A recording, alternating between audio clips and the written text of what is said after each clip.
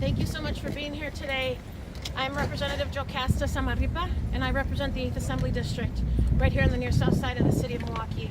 And I want to thank all of the local leaders here that have joined me today so that we can give the community this important update. And if you'll allow me before I start my remarks to acknowledge some colleagues. Assembly Democrats are well represented today.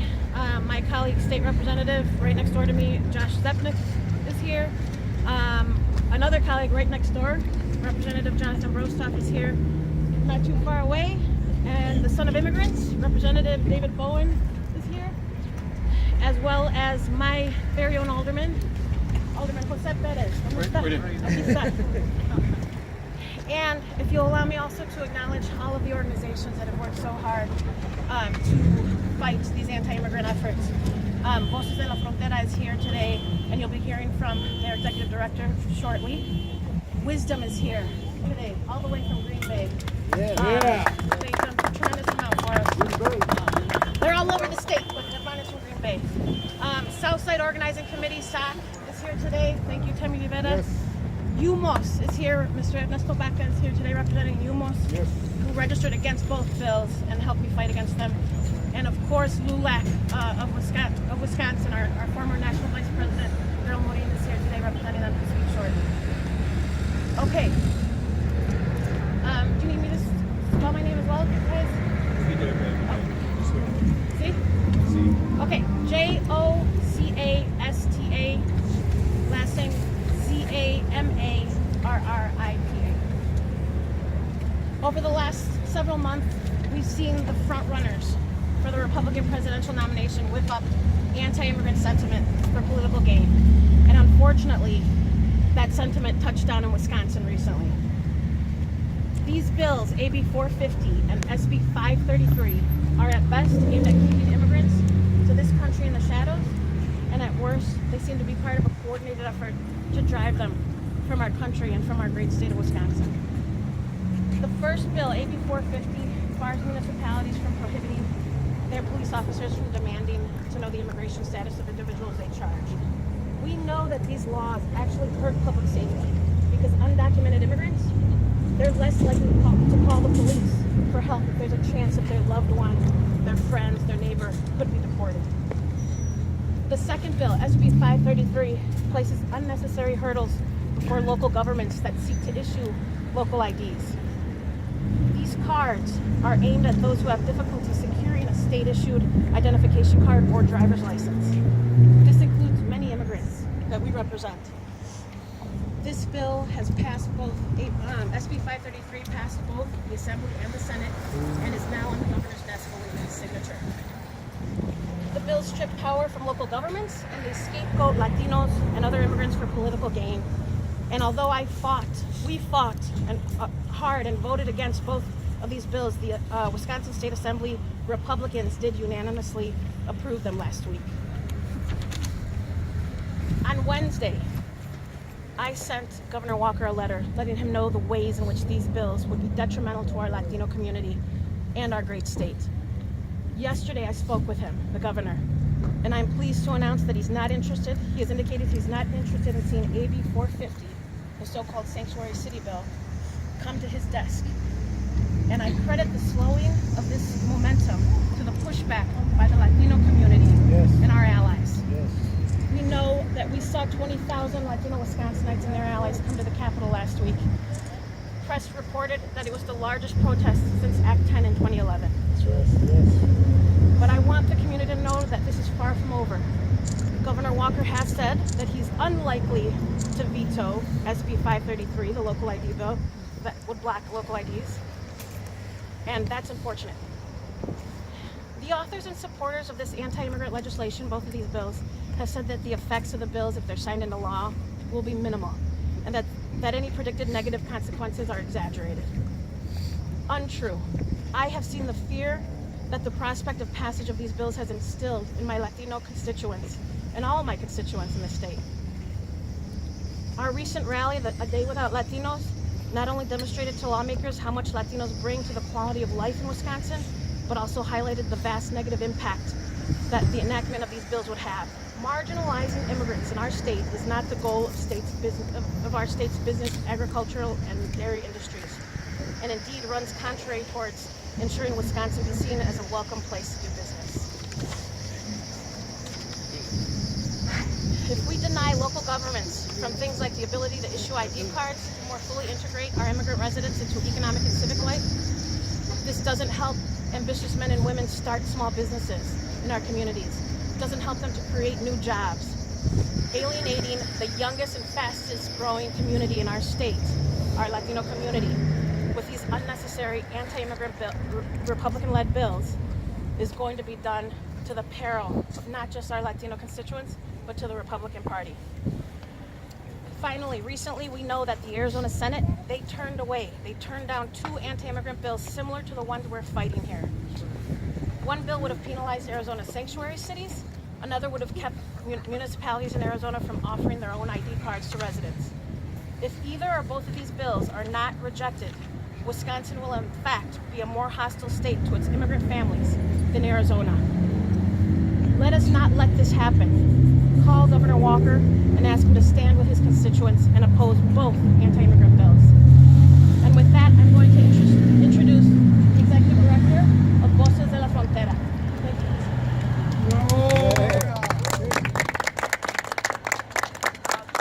So I really appreciate the location of where we are at. As folks know, all 400 of the employees closed. Decided to participate, and the owner supported them, and they all went together to participate in this day, the first time it was has ever been closed in 38 years. So that should give them just a sense of the deep opposition to both these bills. It's not really a moment of you know, we're going to not vote on this and we're going to move forward on this. Both bills are stigmatized and stigmatize Wisconsin as anti-Latino and anti-immigrant. Governor Walker must veto SB 533 if he wants to make sure that Wisconsin and all of the industries in Wisconsin continue to flourish with Latino and immigrant workforce and families. We want to announce that on March 14th, there are going to be statewide local actions in 5 to 7 counties with the largest concentration of Latinos and immigrants in the state, to send that message to Governor Walker to veto SB 533 and to send a message to the senators that AB 450, the Senate version, should not come up for a vote on March 15th. And what has been said so far to justify that going ahead and passing this anti-local ID bill is that you can simply get a free state ID. And the reality is that you can't. End Domestic Abuse has been part of the We Are All Milwaukee coalition that has forcefully spoken at the public hearings to talk about how this local ID is actually a matter of life and death for women and kids who are in a situation of domestic abuse and who need a local ID because of issues of immigration status. They're not able to get a state ID, to go to the court, to be able to get a restraining order, or to be able to file for a divorce for the safety of themselves and their kids in a situation that's desperate. 20% of seniors in Wisconsin lack a birth certificate to be able to get a local ID. There are many parents and grandparents also testified about how they need a local ID to be able to go into school, to participate in the activities of their kids, or to cash a bank or open an account. And a big one of just having more security and confidence in working with law enforcement and have a Wisconsin ID because they are Wisconsinites. So this does not address all of the problems, but it does address a gap in needs, some of which are of extreme importance. And we strongly believe that here in Wisconsin, counties should have the right to make that decision based on the needs of their community. And we call on Governor Walker to veto SB 533. Yeah. Thank you, Christine. Germán Sánchez of Wisdom. ¿Me pueden escuchar bien? Está bien. Can you hear me clear? Okay. Okay, my name is German Sanchez. I'm from the northeast Wisconsin, from Appleton. So, do you want to spell my name too? German, and my last name is Sanchez. So we're here from from the northeast of Wisconsin, so we drive a couple hours. So today the weather is cold, but it doesn't matter because I'm working in the dairy farm for 10 years. I feel proud about it. So on February 18, we got the rally in Madison. So we got more than 30,000 persons, and it was zero degrees. It's so cold, but at these couple bills, it tried to freeze it off. I mean, it's really amazing all the fear the people feel outside, but even that they are ready to do something else for them. So we really encourage and we ask for the compromise for the governor about veto those bills. They are anti-immigrants because we are here. We love Wisconsin. We are part of this community, and we are not just talking about Latinos. We are talking about the economy in Wisconsin. We are in the different levels. We are in construction, we are in the agriculture and dairy farm. So for the people who don't know, all the people in the United States know Wisconsin is a cheese land. And cheese land comes from the cows, and cows somebody take care of those animals. And there are Latinos and those farmers. Even if it's 100 degrees in the summer, below 40 in winters, it doesn't matter because we love what we do. But those bills, anti-immigrants, are so terrible for all the Latinos and for the message for the community. So Latinos right now, they are fighting against those bills. But also the rest of the state are in the same situation about the economy. So we continue to fight. We're not done. So our next thing to do are already working on it. So we'll see a couple days, but we really need a compromise. Somebody say, well, those bills are right now waiting, or they are not like priority. Priority is not the answer that we needed. We needed a compromise to veto those couple bills, anti-immigrants. So thank you for being here. And it's not cold. It's not cold today because I'm working below 40 below in the farm, and believe me, I keep going anyway. So thank you.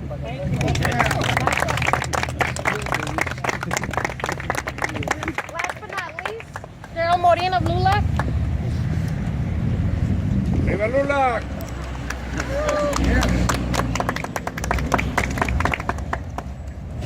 My name is Daryl Morin, D-A-R-R-Y-L M-O-R-I-N. I'm the former National Vice President for the League of United Latin American Citizens, or LULAC.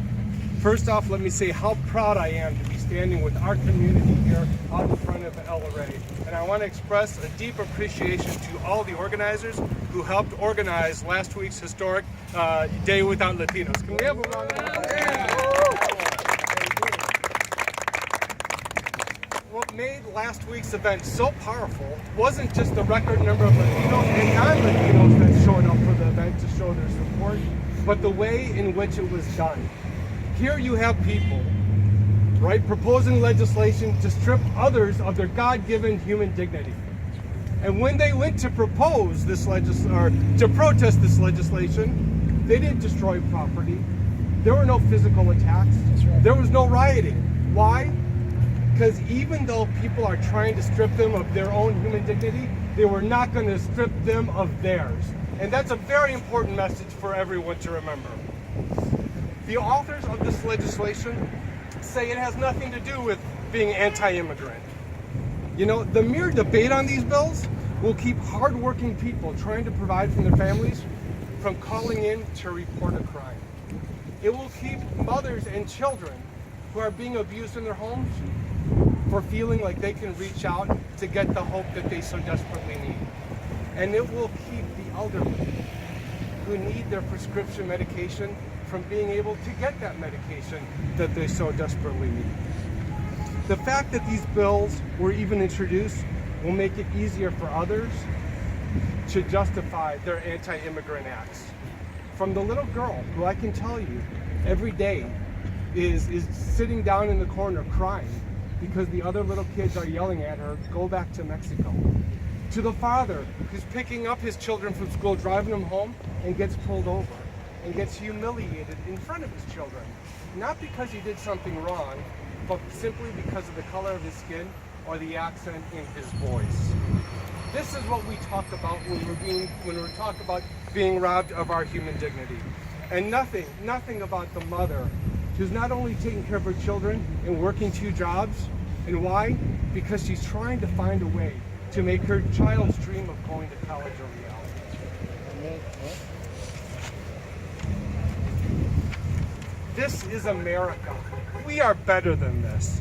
So while the authors say this has nothing to do with being anti-immigrant, I stand before you today speaking for the overwhelming number of Latino Republicans and Democrats and independents to say this bill is nothing but anti-immigrant, and we will not let it stand. I will close with this remark. It is aimed at a man who sadly needs no introduction. Not only is he helping to drive this anti-immigrant hysteria, but he has inspired hate crimes against others. If you demean even one of the Lord's children because of their gender, if you demean even one of the Lord's children because of their special needs, if you demean an entire flock of those who were created by the gift of God, then I too have to come out and say, yes, I believe you are not a Christian, and please stop using my faith for your political convenience. Yes. So with this, once again, I want to thank everyone who's here standing up so bravely for our community and say, God bless all of you, God bless our great state of Wisconsin, and God bless the United States of America. Thank you.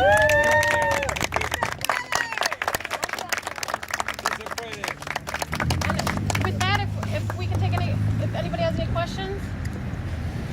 I support El Rey for their support to us. Yes, and Christine said it so well in the beginning. Thank you to El Rey for hosting this press conference for us.